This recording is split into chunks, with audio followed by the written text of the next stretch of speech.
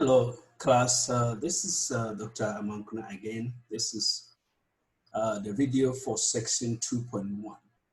Now, for this week, that is week 1, we are covering chapter 2, a part of it, and we continue next week. And we're covering sections 2.1 through 2.6, but we're going to omit 2.4.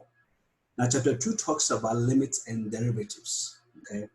And so in this video, 2.1 talks about just limits, finding the tangents, and then the velocity problems. Now, what are these? Okay. Now, before I go into that, I want us to look at the learning objectives for this section. Okay. At the end, we'll review the slope of the second line through 2 points. We'll look at the tangent problem and then the velocity problem. For tangent problem, we distinguish between the average rate of change and then the slope of a tangent line to a curve. And also the velocity problem, we'll look at the average velocity and the instantaneous velocity. What's the difference between them? Okay. Now, let me lay out a quick foundation here before we go to that. Now, if I have a line, if you remember from 126 or your algebra class, if you have a point, 2 points on this line, okay, let's call this a P, and let's call this point what, Q. And then P has the coordinates x2, y2, and then the Q has the coordinate what, x1, x1 and y1. Now this line has a slope, right? And then no matter the 2 points that are picked on this line, okay, the slope will also be the same, which will be the change in what, the y over what, the change in x. It will be the same, no matter the 2 points that are picked. Now consider a curve like this, like a parabola. In real life, we don't only have straight line or linear models. We have parabolic, or we have curves in general. So the question is that how do we find the slope of a curve? Okay, now you notice that to do that, we need to consider a tangent line. Okay, if you consider a tangent line and find the slope, or since we know the slope of a line, if I consider a line tangent to the curve, I say P here, right? Then if I vary this point to this part and I call it P2, these two lines, the tangent lines, will not be the same. This is actually positive. That is going to be what, a -1. So they are not going to be equal. Therefore, the slope of a tangent line, okay, along the curve is going to vary, unlike the slope of what, a straight line. Okay, so we will look at review if the slope of a line is given by what, this formula, right? Which is change in y over change in x, or sometimes we call the rise over run. Now, where x1 is not equal to x2, because one that is equal to the same, this is the denominator is all 0, and that is undefined. Now, equation of a line, there are two forms. If you remember, we have point slope form. It's given by this. That is when you know the slope of a line, m, okay? You know the slope, and then you know a point on it. In this case, the point P has the coordinate S1, Y1. Okay, so we can have the slope in a point slope form of a line, or we can have the slope intercept form, which is given by what, mx, y equal to mx plus b, and then b is the what, the y-intercept. Okay, so we're going to start with the tangent problem. What is it about? What is it really? Okay, so first, the word tangent is derived from the Latin word called a tangens, okay, which means touching. Okay, it means touching. So if you have a line, okay, we're talking about a curve, the line that touches the curve will definitely be called what, a tangent. In other words, the tangent line should have the same direction as the curve at the point of what, contact. And so we can see that in this these diagrams. Okay, if I have a circle and then the line T is actually a tangent to that, okay? It touches it. But sometimes if you have a curve, in this case, look at the second curve here. If you look at the point P, okay, the line T, okay, the line T is what? It touches it, and at the same time, it crosses what? The curve C at another point here, okay? Of course, the line L is not touching it, so that is totally out.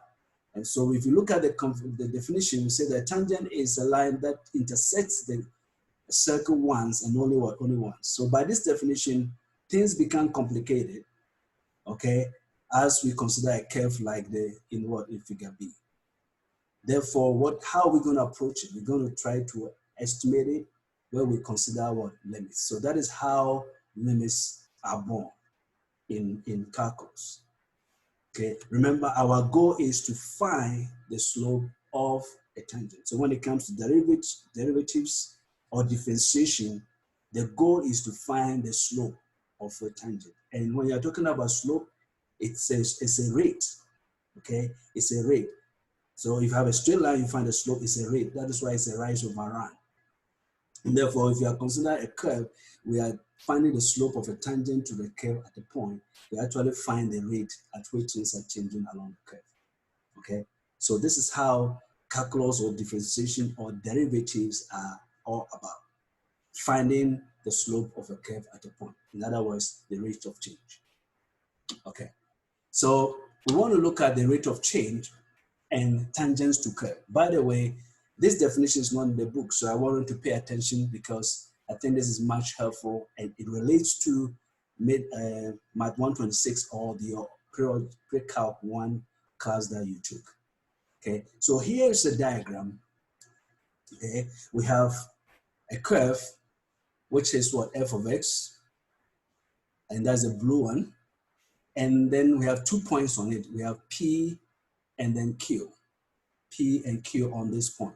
Now the line joining the 2 points P and Q is called what? The secant line. And this secant line has a slope, which we know how to find, which is the M, okay, which is basically the change in what? Y over what? The change in what? Change in X, okay? So what is this? Now, if I consider this, the point P, okay, X coordinate is X1, and then the Y coordinate is what? F of what? X1. And then for the point Q, okay, the Y coordinate is F of what? X2. F of X2, okay, which is right there. And so this change, this distance is your what? The change in Y. And this distance, this difference between X and Y, which is a small one, is actually what? The what? Change in what? Change in X, which is very small in this case. Okay, so then what is the slope of the line, okay?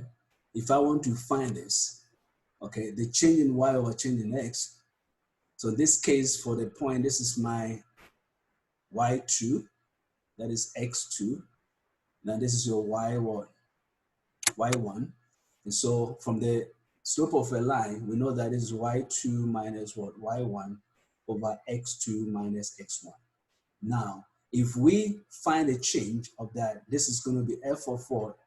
X2 minus F of what? X1, okay, divided by what? X2 minus what? X1. Now, what is that? This is basically what's my X of X2. Look at the F of X2. X2 is this is X2 basically is what? X1 plus what? Plus H. So that is why this changes to what? X1 plus H minus F of what? X1. Okay, divided by the change. When you find a difference between X1 and X2, you have what? X1 plus what? H minus X1. And that gives you F of what? X1 plus H minus F of what? X1. All divided by what? Divided by H. So the slope, which will denote that's what? PQ, okay? The slope of what? The slope with this PQ is basically what? This expression right here, okay? Which is given by that, where H is not what? It's not 0. Okay, now what is this? This is the what? The average what rate of change of the function what? Y equal to f of x. Okay, so the average rate of change is given by this what? This formula right here. Okay, which is basically the slope of what? Of the secant what line. Okay. Okay. Now I want us to know that the average rate of change, as I mentioned, is also the same as the slope of the secant line over the what? The same interval.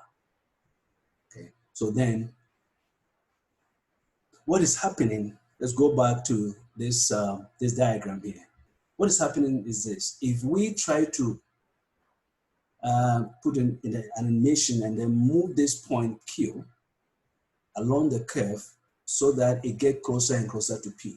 And so we want to say that Q, this is symbolically is what we mean. When we write this, we say that P approaches, so Q approaches what? Approaches P, or it gets closer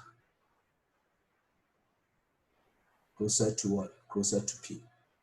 Okay, so we use these terminologies, or this is a symbol. Instead of saying that Q approaches P, I will just write Q and I use the arrow key, arrow symbol like that, and I write a P. That's how I write it. Okay, so what is happening is that as Q approaches what? P, okay, that's H, the difference, this H here, becomes very small. It now is the H will approach what? Approach zero. Now, if that is the case, what happened is that the point Q will going to what? Coincide closer and closer, get closer and closer to P, which is most what about coinciding with that. And when that happens, the line, the second line, tends to be a what? It becomes a tangent line to what? To the curve. Okay. Now, if that is the case, then the slope of the tangent line at that point is basically the what? The limiting value of the slope of the secant what? Secant line. Okay. Now, symbolically, this is how we write it. That the limit as Q approaches P, the average rate of change is equal to what? This expression right here. So you notice that this part is basically what? The change in what? Y over what? Change in what? X. Now notice that the slope of the tangent line at a point is also the same as what? The instantaneous rate of change. And sometimes also called just rate of change.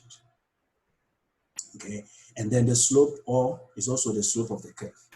So if I'm finding the rate of change or the instantaneous rate of change or the slope of the curve, all that I'm doing is that I'm finding the limiting value of what? The slope of the secant line. Okay, so then if that's the case, let's consider this example that if my function is what? Y equal to x squared, and at this point I want to find the equation of what? Of the tangent line. Now, if I want to know the equation or to be able to determine that, I need two things. I need the slope of the line and I need a point on it. Now, unfortunately, we've been given what? The point. So the question is that how do we find the slope of what? The tangent line. Okay, I'm going to use two approaches. One will be a guess, that is means we're going to estimate the slope of the tangent. Okay, and then the other I'm going to use algebra to solve and get the same thing. So the solution is that, like I said, the difficulty is to find the what? The 1 point, but in this case we know that, but we need to find the what? The slope. Once we know the slope, we can find a point. The point is already given according to the question. Okay. So this is what is happening. It's a parabola. It opens upwards because you have, see, the function is what? X squared. It opens a parabola like that. It opens upwards like that. And so this is my point here. X is 1, and then Y is also 1 for the point what? P. Okay. And the Q is what? X is a varying point.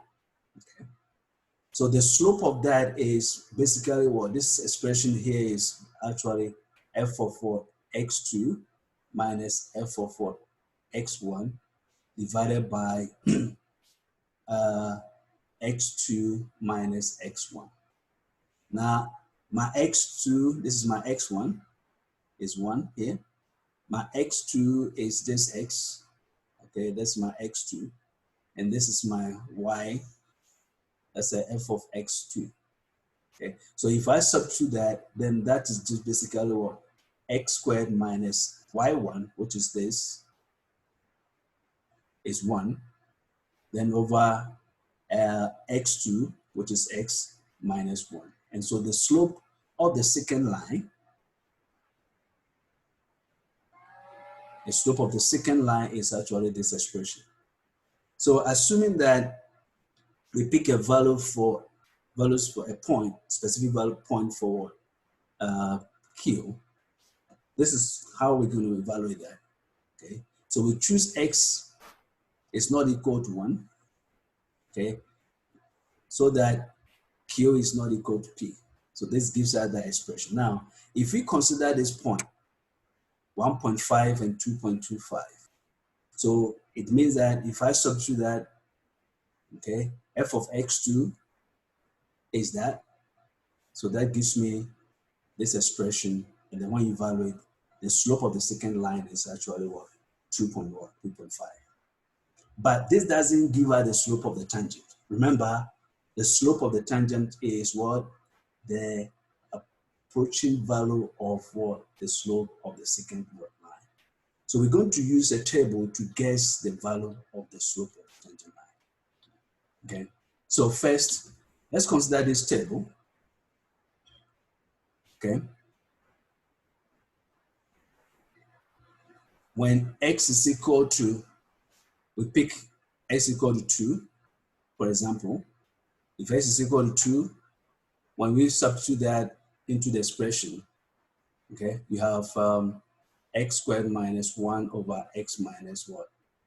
Minus 1. So if x is 2, that will be what? 4 minus 1 over what?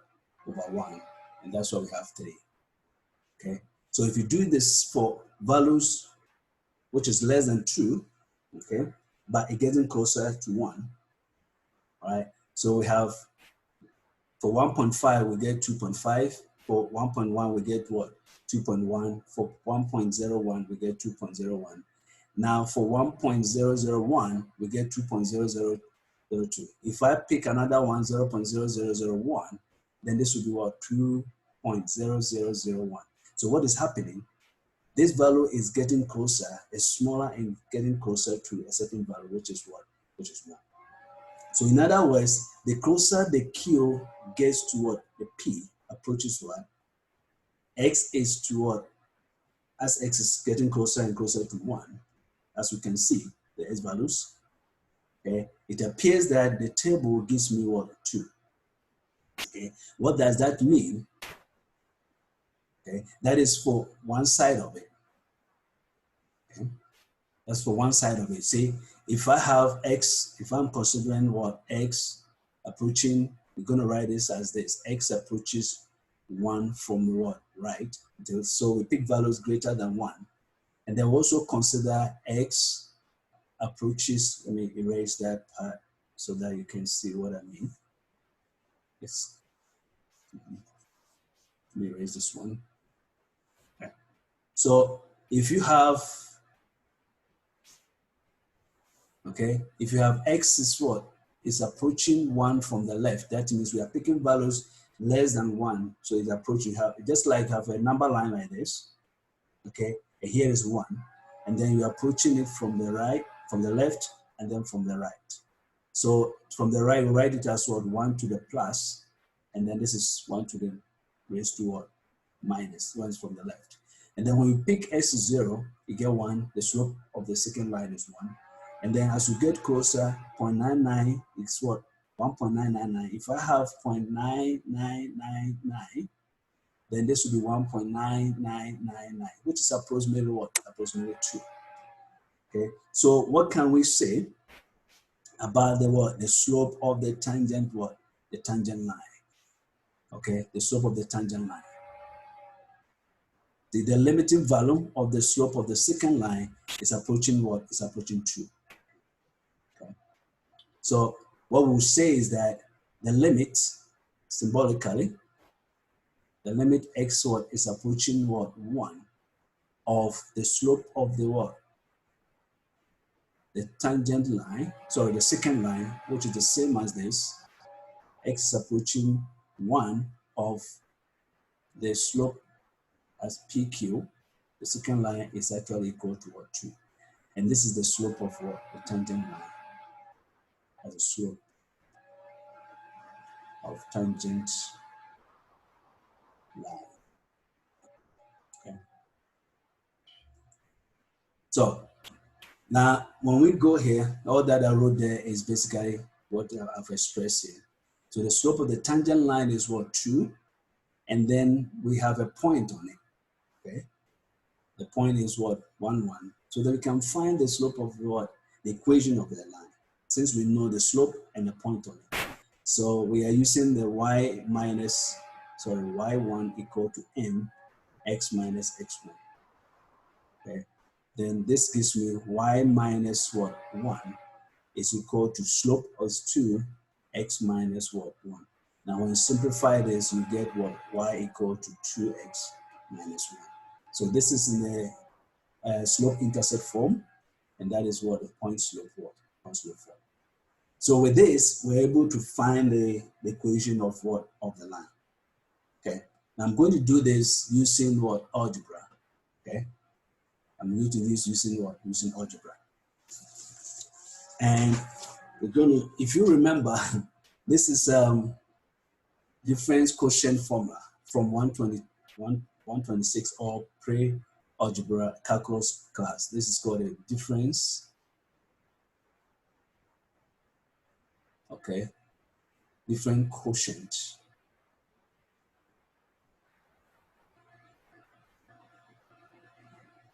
Different quotient formula. Okay.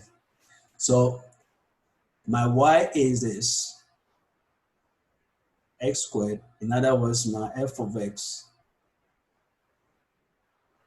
It's going to erase that. Let's put it in.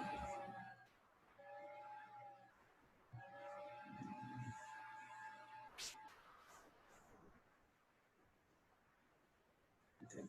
So our equation or the function is what? Y is equal to x squared. So my f of x in this case is what? X squared. Okay. Now, since I have this point, since we have the point 1, 1, your x1 is 1. Okay. And what is your h? Okay, we'll figure out h is a very small value in this case. So then if I want to find this, okay, we want to find the slope of the tangent line is given by m is the limit x approaching, sorry, h approaching 0 of f of x1 plus h minus f of x1, all divided by what? H. So if my f of x is that, then let us try to simplify that. What is f of x1 plus 8? Meaning I have what? 1. Okay. Sorry. It's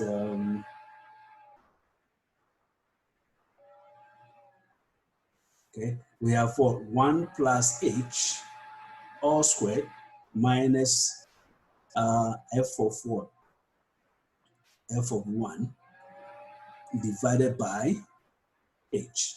Now, what is f of 1? F of 1 is equal to 1 according to this, because if x is 1, x squared is 1 squared is 1. All right. So this is equal to the limit h, okay, approaches what? 0 of 1 plus h all squared minus 1 over what? H. So now let's simplify that, okay, which is equal to the limit h is going towards 0. This gives me 1 squared plus 2h plus h squared minus 1 over what? All over what? Over h. Giving us the ones will cancel, and you only have what? The limit h approaches 0 of what? 2h plus h what squared, all over what h. Now h will cancel, okay? It will cancel one of this and also one of that. So you have 2 plus what h. Now let's impose the limit. If h goes to 0, if h approaches 0, then the expression 2 plus h is equal to 2 plus 0, which is also is 2. So you see that the slope now is what is 2. And then I have the point P with the coordinates 1, 1. Then I can get an equation of what of the tangent what tangent line. Okay, which will be y minus 1 equal to 2 times x minus 1, or as before, y equal to what 2x plus what? Sorry, minus 1. Okay, that is minus 1 plus. Okay, that is minus 1. Okay, so you see that using algebra, I'm able to arrive at the same what? The same answer for the same what? For the same problem. Okay, so now let us go to the other side, second objective, that is the velocity problem. Okay, the difference between average velocity and the instantaneous velocity. Okay, so here, let us consider a ball. Say you throw a ball vertically upward after t seconds, and you want to know what happens after that. Now, when you do that, the average velocity is given by what? The change in what? Disposition, or sorry, displacement or the position over the time will elapse. Okay, change in position over time elapse. So, and then its instantaneous velocity over that short time, okay, with the interval t plus 1, sorry, plus h is very small, is given by what? It is the limiting value of the average what? Velocity. So similar to the rate of change, average rate of change, and then what? So the rate of change and then what? Tangent line, okay? The slope of the second line and then the tangent line. The slope of the tangent line is what? The limiting value of the slope of the second line. So similarly here, the instantaneous velocity is equal to the limiting value of what? The average what? Velocity. And the speed is always the absolute value of that. Okay, so if you find the velocity, take the absolute value of that, you get what? The speed. So when you're on the highway with the speed limit, that is how your velocity, taking the absolute value of that. Because if you are coming to a stop, you are decreasing in what? Velocity. So that becomes what? Negative. Okay, because the rate, the change is what? The rate of change is what? Negative. Well, now let us consider an example, specific example. Now this example is similar to exercise number 5 on page 82. Okay, suppose that a ball is thrown up with velocity 58 meters per second. Its height in meters, t seconds, is given by this equation that x is equal to 58 t minus 0.83 t squared. Now, as you can see, this is what? Parabola. Okay. Now, we want to find the average velocity over the time intervals. I specify I, up to what? There are about 6 of them. And then we want to estimate the instantaneous velocity at time t is equal to what? 1 second. Okay, so we're going to use the Gauss method or estimate that for each of them. So what we're going to do is that for this each time interval, we want to find what? Our h, okay, and then we know our t, because remember the time interval is what? T, and then t plus what? T plus h. So if I determine what my h and t are, then I can substitute into what? Into this formula here and find the answer. Okay, so let's go to the next slide. Now we said that the average velocity is given by this, and where our function is that. Now, in terms of the t and h, this interval, okay, t plus h, okay, h is what? is the difference between the two, which is basically that's why we have this equation here. And then the average velocity, there's a change in this displacement is given by the numerator over h. Okay? Because if you define the difference between what the time elapsed over this interval, it's going to be h. Okay? So then, if we consider the first time interval between 1 and 2, okay, t, this is your t, and that is t plus what? Plus h. Now, if this is 2, it is 1 plus 1, so it means that my h is what? H is 1. Okay, so the average velocity is what? S of 2 minus f of 1 divided by h, which is 1. And then when you find the difference, you get this answer. So we're going to repeat this process for each of the time intervals given. Okay. The second one is the interval from 1 to what? 1.5. Still t is 1 second. And h, in this case, you find the difference between this time interval, you have what? 0.5. Then the change in displacement is given by this formula here. And then when you evaluate, you get that. Okay, so I want you to observe the value, the answers that we are getting as we are getting closer and closer. Each is getting smaller and smaller. Okay, now you see that the second, this is 0.5, this is what? 1, so it's smaller than that. Now the third interval is 1 and 1.1. So in this case, your h is what? 0.1. It's closer to 0 than the previous one. Now, when you repeat that process, you get this answer. You can evaluate this. What I did is I substitute 1.1 into this expression here, and I substitute 1 and find a difference and divide it by the h, which is 0.1, and you get this value. Okay, the fourth one, okay, h is getting smaller and smaller. It's smaller than the previous. T is the same.